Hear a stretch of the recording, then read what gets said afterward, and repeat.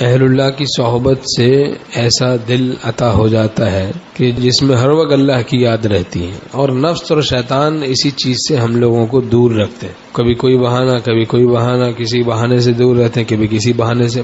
بعض لوگ دور رہتے ہیں، میرے حجاب ہو جاتا ہے کہ اب کس منہ سے جائیں، اب کیسے جائیں، مطلب اتنے دن سے نہیں گئے کیسے جائیں۔ حضرت حکیم الامت تھانوی رحمۃ اللہ سے کسی نے اس طرح عرض کیا کہ حضرت ایک طویل عرصے تک حاضر نہ ہو سکا، اس کی کیا تلافی ہے؟ فرمایا اس کی تلافی ہے کہ پھر آنا جانا شروع کر دو، اس کی تلافی کا یہی طریقہ ہے، پھر آنا جانا شروع کر دو۔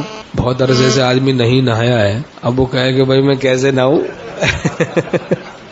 میں تو اتنا میلا ہوں، میں اتنا گندا ہوں، میں کیسے نہاؤں، کس منہ سے نہاؤں؟ کہا جائے گا بھائی تو اسی منہ سے نہا لے، پاک صاف ہو جائے گا، کتنا بھی تو میلا ہوگا ایک ہی دفعہ غسل کر لے، بالکل پاک صاف ہو جائے گا، ہے کہ نہیں؟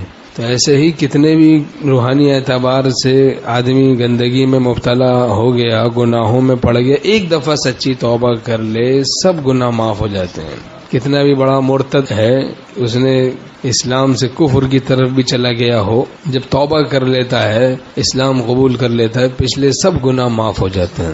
التائب من الذنب کمن لا ذنب لہ، توبہ کرنے والا ایسا ہے حدیث شریف میں جیسے اس نے گناہ کیا ہی نہیں۔ اہل اللہ سے دوری ہو تو مقصد کو آدمی بھولتا جاتا ہے، دنیا میں انہماک ہوتا جاتا ہے، دین سے دوری ہوتی جاتی ہے، یہاں تک کہ دین سے بیزار ہو جاتے ہیں۔ شقی لوگ، بدبخت قسم کے لوگ دین سے بیزار ہو جاتے ہیں، برات کا اظہار کرتے ہیں، دین سے ان کو بیزاری محسوس ہوتی ہے، بیزاری میں مبتلا ہو جاتے ہیں دین سے۔ شیطانیت کا اس قدر اثر بڑھ جاتا ہے، صحبت اہل اللہ سے دوری سے پھر رفتہ رفتہ یہ حالت ہوتی جاتی ہے۔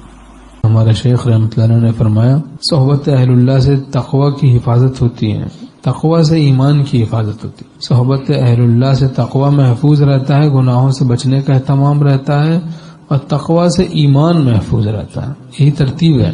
جو نیک صحبتیں چھوڑ دیتا ہے تو اس کے تقوی پر لقوہ گر جاتا ہے۔